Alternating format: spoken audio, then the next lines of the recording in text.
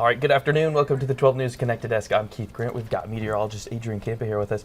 The big news for this weekend, we're not even going to reach 90 in pretty much all of the state, right? Yeah, so I'm updating those temperatures and, a couple locations out west. By Sunday, we'll get into the lower 90s, but here in Wichita, I'm thinking we're going to struggle to hit 90 this upcoming weekend, even into early next week. Which is surprising for July because insane. I feel like typically last summer we were like begging for anything below 95. We were begging for a cold front, Yes.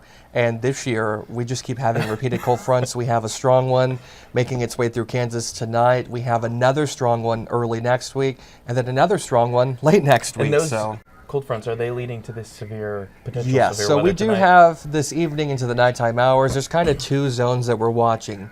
The first zone is far south central to southeastern Kansas. We do have a level 1 out of 5. I'm thinking areas mainly southeast of the Turnpike ahead of the cold front. And then during the overnight time frame, you see that level 2 up in northwestern Kansas.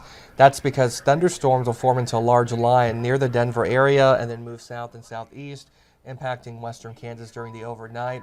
Still thinking the main threat with any storms will be some gusty winds, but radar completely quiet at this time. There is a little cell trying to develop in far northeastern Kansas, but that's of course outside of our viewing area.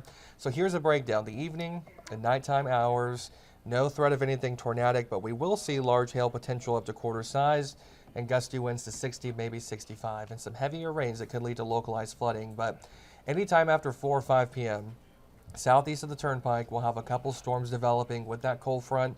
But notice the cold front will slide off fairly slowly, but the storms will race off to the south. And then there's that wave of storms that we were talking about for northwestern that's expected to develop. So it could be a noisy night for everybody in the Goodland area, likely after midnight or 1 o'clock in the morning. I do think as the line goes further south and southeast, it'll start to fizzle out.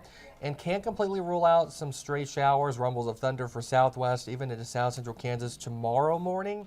But the best chance will be in the southwestern part of the state. Mainly cloudy skies tomorrow afternoon. And we are looking to be cooler, so those feels like temperatures out in western Kansas, 70s. I'm jealous of everyone out west. And mid to upper 80s for central and eastern. So we'll get rid of some humidity. It's still going to linger across eastern Kansas, but nowhere near as bad as it has been the last couple of days. And generally, we're staying warm. So 80s tomorrow for a high temperature in Wichita. Sunday into Monday, we're still staying into the upper 80s. Salina, you'll warm up back into the 90s, but again, that's still kind of about normal to below normal for this time of year. Now, early next week, kind of more towards midweek now, we'll have a secondary cold front, and this one looks to be a little bit stronger than the one coming through.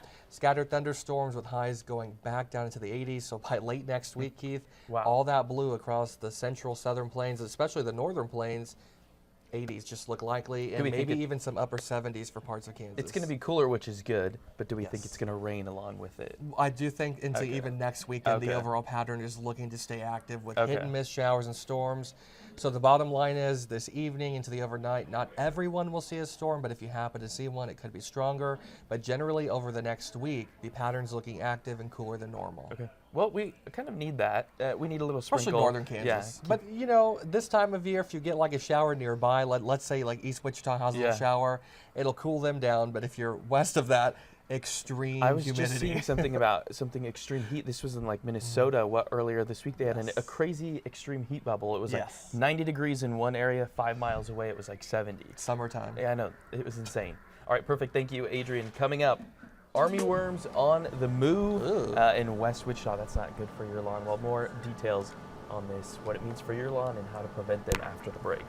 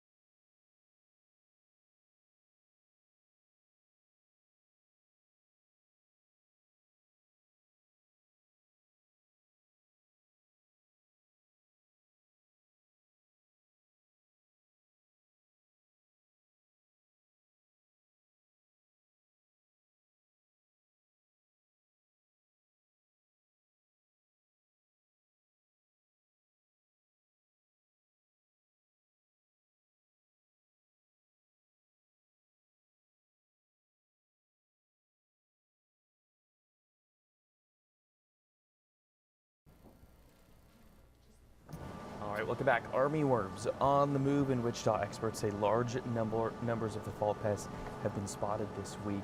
We'll have more details on that after this first story. I want to give you an update. The Royals Stadium saga is far from over right now. There's a new twist. Thursday night, that's last night, a Clay County commissioner posted on social media saying the Royals have reached out to them with terms for a possible stadium deal in the Northland. So that's North Kansas City. Meanwhile, Kansas is still in the game. Lawmakers here have agreed to extend star bonds for another year. That happened last week.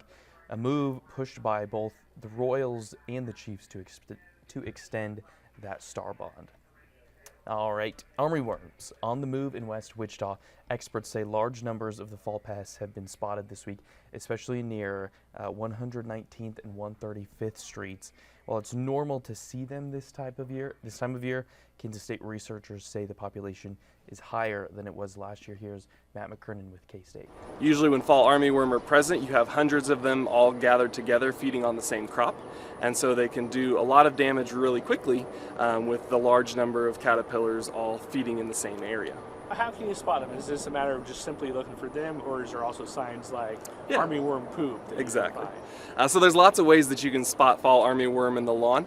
You can always look for the presence of frass or small pellets of caterpillar poop that'll be on the soil surface.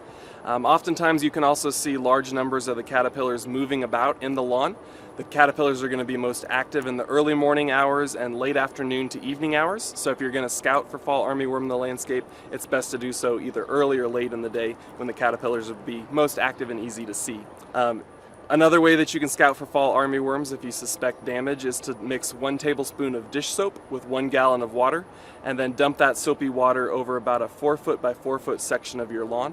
That soapy water is going to irritate the caterpillars, causing them to crawl up to the ends of the leaf blades of your turf grass and be a lot easier to spot.